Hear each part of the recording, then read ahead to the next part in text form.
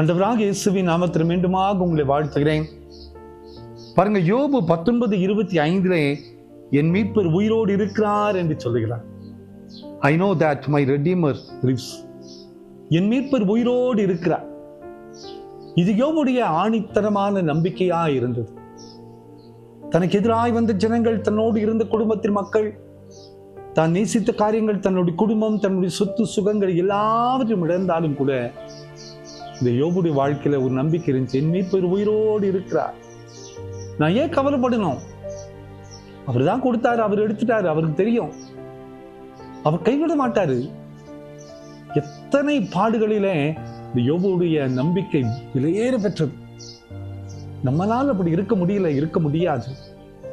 ஆனால் திருமறை நமக்கு பாடத்தை கற்றுத் தருகிறது. என் மீட்பர் உயிரோடு இருக்கிறார். இத்தனை துன்பங்களின் மத்தியிலையும், இத்தனை உபத்திரவங்களின் மத்தியிலையும், இத்தனை இழப்புகளின் மத்தியிலையும் என் மீட்பர் என்னோடு கூட தான் இருக்கிறாரு. இது நமக்கு மிகப்பெரிய நம்பிக்கையாய் அமைகிறது.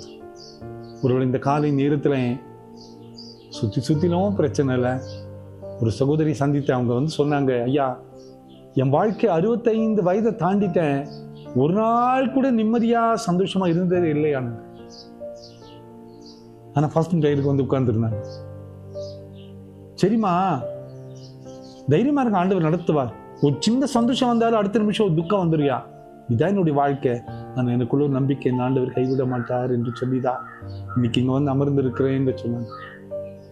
அவருடைய பிள்ளைகள் ஒருபோதும் கைவிடப்படுவதில்லை. நமக்கு இருக்க நம்பிக்கை, மீட்பர் உயிரோடு இருக்கிறார். இந்த போராட்டத்தின் மத்தியிலையும், இந்த கஷ்டங்களின் மத்தியிலையும், இந்த பாடுகளின் மத்தியிலையும் என் ஆண்டவர் என்னோடு கூட தான் இருக்கிறார். என் மீட்பர் உயிரோடு இருக்கிறார். மரித்து போன ஆண்டவரை ஆராதிப்பதில்லை. மரித்து போன ஏதோ ஒரு இடத்துல நான் நிக்கிறது இல்லை. ஜீவனற்ற செயலற்ற காரியங்களை நான் ஆராதிக்கிறது இல்லை. என் மீட்பர் உயிரோடு இருக்கிறார். இதுதான் நமது நம்பிக்கை. அந்த ஆண்டவர் தான் இன்னைக்கும் நம்மோடு கூட இருக்கிறார். அவர் மரித்த ஆண்டவர் அல்ல, மரணத்தை ஜெயித்த ஆண்டவர் நம்மோடு கூட இருக்கிறார்.